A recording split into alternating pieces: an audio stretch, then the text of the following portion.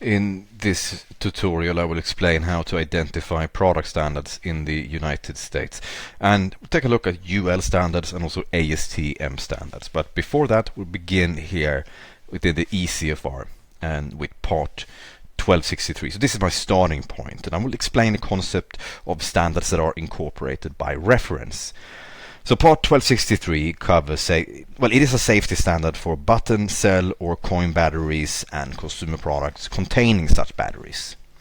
So if I'm selling a product that belongs to these categories, then I need to comply with part 1263.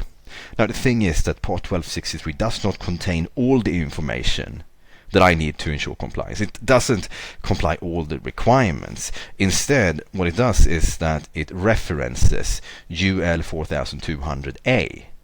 Now, the implication here is that I, working on my product, developing a product, trying to ensure compliance, cannot just look at the eCFR for guidance. I also need to read this standard, UL 4200A. So, I go to the UL website and I search this standard title, and seems something went wrong. Let's try that again. Oh. Alright, that's how it's done.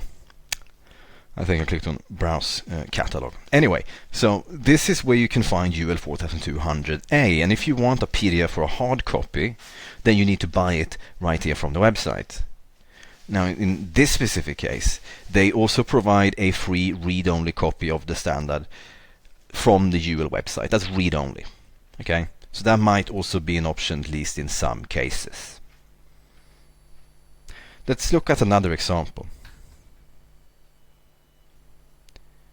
This is the CPSC website. It provides guidance for baby carriers.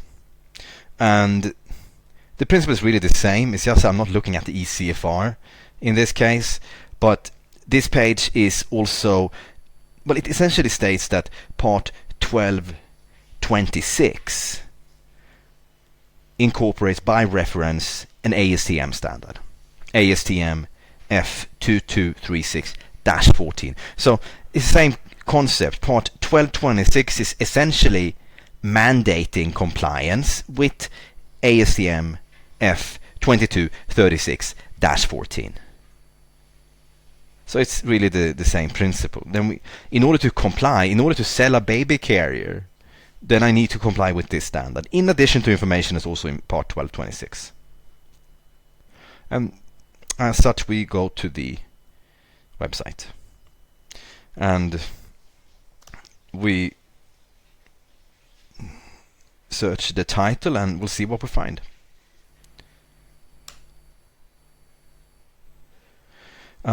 Nothing apparently. Sorry, it seems to be something wrong with the website.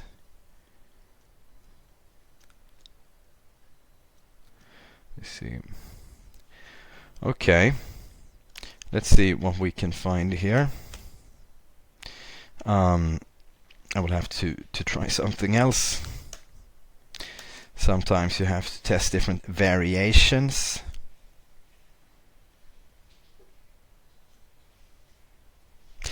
Right, seems like this worked. So here you can also buy the ASTM F2236-24, and you can select PDF or hard copy.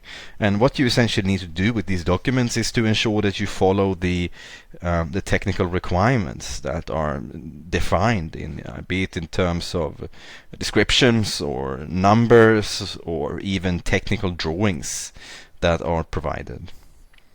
Okay. So that's how you can search standards. Now keep in mind that not all standards are incorporated by reference.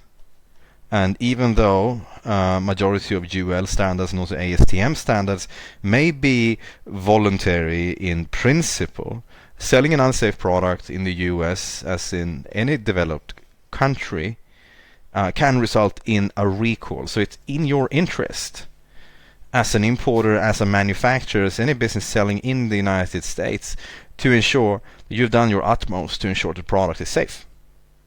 It's just that standards that are referenced, they are mandated. It's very clear that you cannot sell this product unless it's compliant. But then you can take standards like UL 1642. And this, sorry,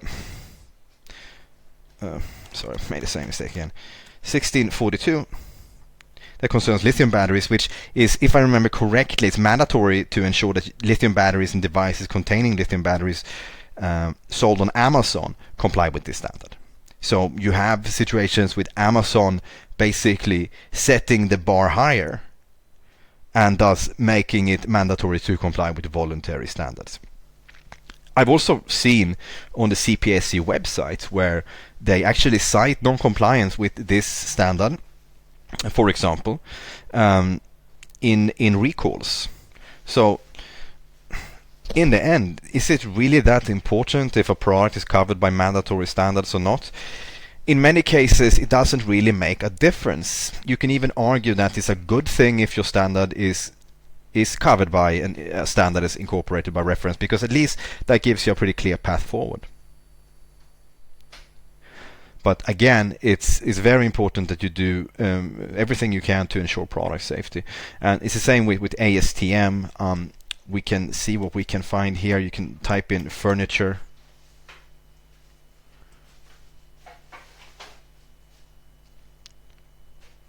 Maybe we can find standards for furniture. Yeah, in this case we found something. Standard specification for drawers, furniture, marine steel. I don't know if this one is mandatory or if it's referenced anywhere, but even if it's not, and if I was in this industry, I would still follow this standard. Okay.